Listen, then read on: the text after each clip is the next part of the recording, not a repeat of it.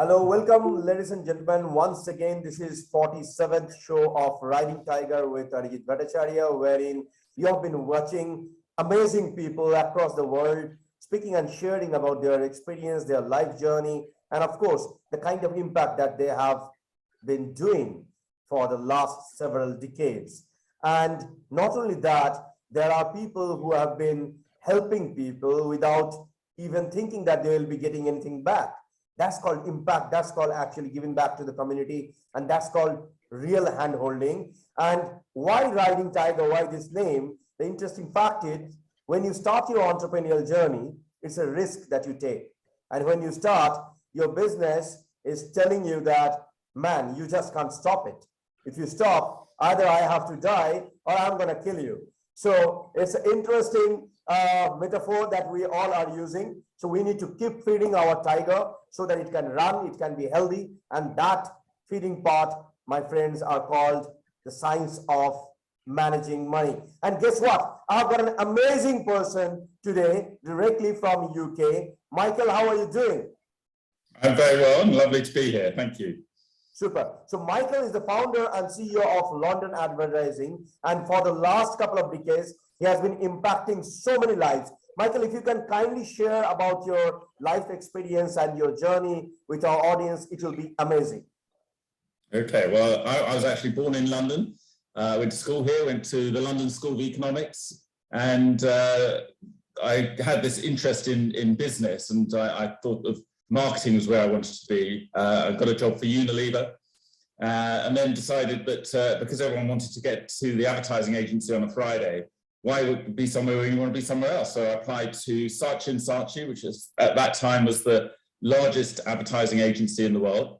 And I got a job. My first day, I was put on the British Airways account. So from day one, I was working on one of the most prestigious and global pieces of business in the agency. And I ended up running that internationally.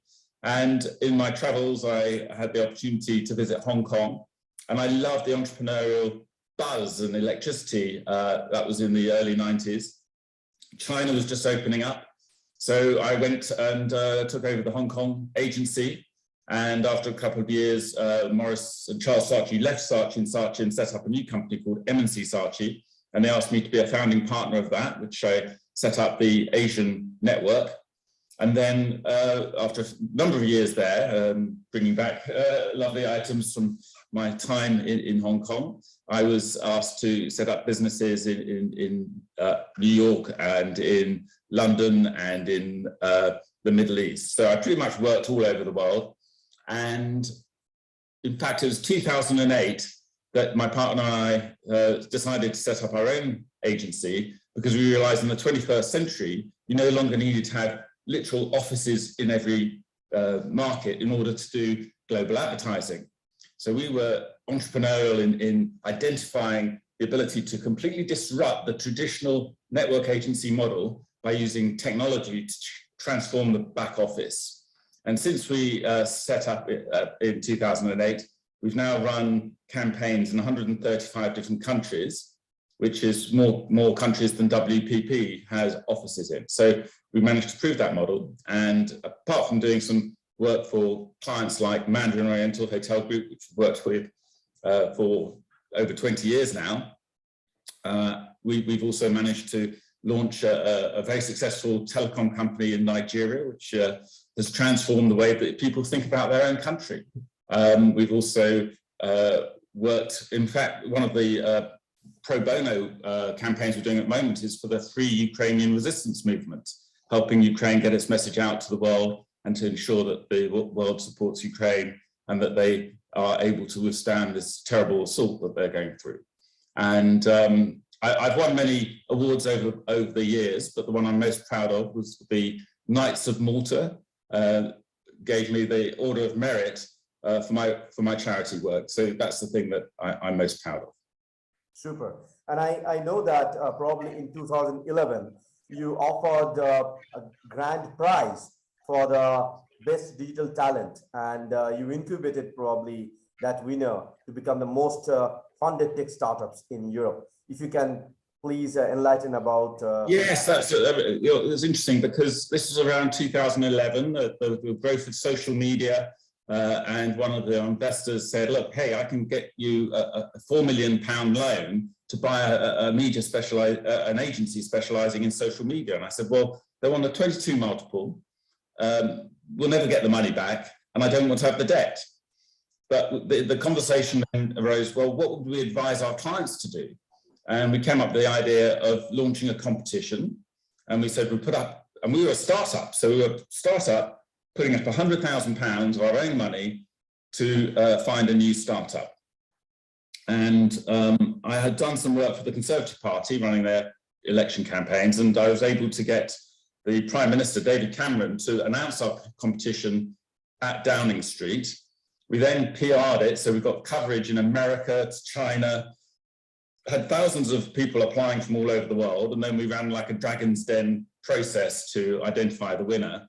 And they actually two young graduates who came up with the idea of taking a tweet and turning it automatically using tagging into a video message. And we incubated that business. In fact, one of the judges of the competition was a former director of Apple. And he said, "Can I invest in this company?" I said, "Yes, if you're the chief executive." So he came out of retirement to head up the company. We recruited as a CTO, the guy who set up the iPlayer, so really understood big tech video projects. And with that team, we managed to raise money. We had no product, we had no revenue, and yet we raised £4 million. And at one point, it was growing unbelievably. We had in our first week more downloads of the app than Snapchat had in its first 6 months. That's the good news. And then, unfortunately, the product did not hit the needs of the market. It's an amazing back end that's still available, but I think as an entrepreneur, you have to be prepared to fail. You have to have that risk. And in fact, the investor is still a very good friend of mine because he understood that. So I have no regrets, and we keep on going forwards to look for the next one. Brilliant, brilliant.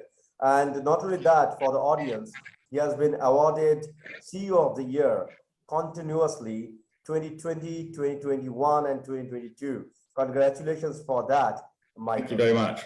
Thank you. I have a question for you. Like, you have been helping a lot of startups. You have done a massive business. What is the driving factor you feel that's for you to wake up every day morning and then feel that, okay, I'm going to disrupt this? What is this driving factor? Well, I think it's the ability to have an impact, a positive impact, in our community in the world. And it's interesting, just as you were saying that, I've got a piano behind me. And what's interesting about music is there must be a finite number of different songs or order of notes or combination of instruments. No one's found the end of that yet. And I think it's exactly the same with entrepreneurship. There are so many opportunities out there. Yep. But it's there for us to find them and to have that energy to not accept what currently exists. Entrepreneurship is about creativity. It's about finding new ways to do things, to give new value to people. And I was speaking at a conference for the Financial Times yesterday, and we were having this discussion about the gathering clouds at the moment in terms of inflation, of energy prices, the war, all of these things all happening now. And the conclusion was actually that this is the best time for change. True. Because it's up to us. We can cry in our soup, or we can do something about it. And it's at times like this that entrepreneurs really come to the fore. True. What is your understanding at the moment, because you are from advertising background? What is your understanding at the moment, the kind of disruption happening mainly with the NFT market? And what is your take for metaverse that is very soon will actually impact a lot of lives? Well, in fact, that was another major discussion at the Financial Times event yesterday. And if you look at certainly from a UK perspective, our three areas of strongest export is finance, technology, right, and advertising and creativity. yeah, and what I see as the opportunity for Web 3.0 is those three things coming together. And the UK has some really strong advantages. If you look at finance in terms of our regulatory environment, our rule of law, a stable place to do business, somewhere you can trust contracts, and the leading edge, both in finance and now in fintech. Our technology sector, so I have a client who's Kenyan-born Indian. He went to Singapore and did a major deal with the university there, who have an incredible technology department, to explore building a blockchain layer one blockchain, which is called Vodka. And he launched that. And then but his vision was not just to do that. His vision was how that could empower many more things than crypto. So crypto was basically created blockchain, or the idea of crypto created blockchain. But the problem, perception-wise, is that crypto has obscured the benefits of blockchain. And the people like this gentleman, Max Cantiglia, see the benefits of building use cases over and above on a second layer. And what he's created is very interesting. We went to Miami last month to launch it. It's called Metapolis. And what he's created is like a Lego kit of tools that will allow any company or organization to enter the metaverse at a much lower rate than any of the other available options at the moment. He calls it metaverse as a service, so MaaS. And I think that, and the combination of that story is that he had realized that Singapore, though it's got some very strong benefits, didn't have the entrepreneurial culture to develop the businesses that would build onto the layer one blockchain. So he had the choice of going to America or to Dubai, and he has businesses there, but he chose the UK as the center for where he thinks Web 3.0 can be built. And I think it's that combination of finance, of technology, and of, most importantly, creativity, which fuels those things to come together. Plus, obviously, we have a fantastic university sector and talent pool. So I'm very optimistic that whilst what people are seeing at the moment is very early days, it's like 1994 of the internet, so over the next 5 years, it will mature, and people need to worry less about, I call it the froth of people who understand the technology, who launch a piece of art and put an NFT on it and it sells for millions and then the market plummets. That's just early adopters who understand the technology. The artists are now understanding the benefits of this technology and are using it to validate their work and authenticate it. So already you're seeing the ripple effect, and what you'll then see is the quality of the art improving that come with an NFT. True. So just a small, quick understanding. So I have a very, very different kind of combination in my career. So I'm a self-made artist, and I'm a self-made coder, probably. So I started coding in my early days, probably in 1996, 1997. And I used to draw comics when I was in class 6 standard.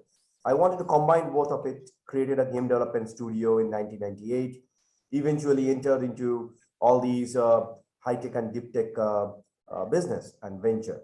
When I look at crypto market, I really don't know whether this is right or wrong, but until and unless a new coin is hedged with probably some physical object in real life, and there are some project which is sustainable, and that is actually giving a comprehensive result towards that coin, probably this is not the right way of doing business, just to launch a coin and then saying that the value is increasing or maybe it is declining. What is your take into this? How do you want to give a suggestion to such startups who started their own coin, but probably they are not stable? They need a little bit of handshaking and guidance. What's your take? Well, I think that the first thing is that what's interesting about Bitcoin, I didn't really realize this until I was at an event last night where there's a company called Abra, which is basically a wallet of different tokens and coins that has launched very successfully in America. They're now coming to Europe. Again, they're choosing the UK as their headquarters. Was that Bitcoin is actually a finite number. And that's become really the market leader. And whilst it's obviously having its own ups and downs, I think it's very hard for new coins to come into the market. And where's the value proposition? And I think what you've identified is absolutely right. And again, if I go back to this company, Metaverse and Zilliqa, on the environmental side, they pioneered sharding, which is the ability to create the coins much more environmentally friendly. Secondly, that the vision for Metaverse is to link between the virtual and the real worlds. We don't want people to live their lives in their homes with an oxygen tube just wandering around the metaverse. The metaverse is an enhanced experience versus what we have currently in the form of the internet. So if you see it like that, it will take time away from people who are currently on the internet and give them a better experience and a more communal experience, like walking around a game. So I think that's going to be good. But going back to your question, I think if you say, for example, you have a jewelry business and you want to create a beautiful piece of jewelry, perhaps in collaboration with a designer or a fashion designer, yep. And then you create the original, and then you want to create a limited edition of 200. Now, if you do that today, and they start going up in value, then some very entrepreneurial people in, shall we say, parts of Asia will start to copy it. And then you don't know which ones were the original.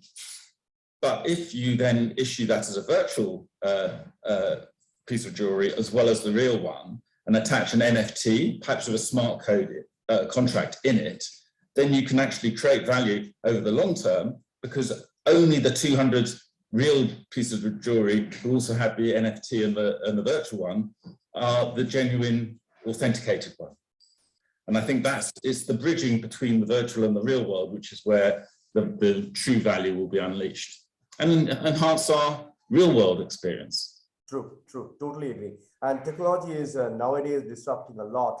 Very soon we will see systems with augmented reality glasses and probably the acupressure point connected devices, which will impact our life much more, and probably it will make things much more easier and faster.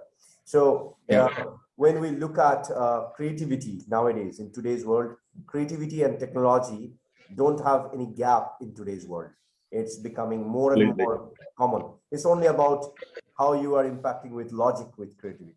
Yes. Okay. So I have a very interesting thing for you now. So I'm gonna put things on a rapid fire question and answer round. So I'm gonna ask you probably 4 or 5 different words, and whatever comes into your mind with those words, please feel free to share. Are you ready? Yes. Super. Love.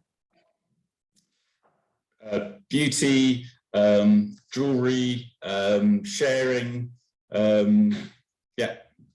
Green. Sustainability, positive changes. Wise.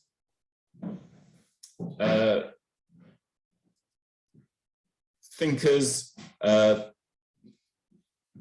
connecting things, making it a difference. Technology.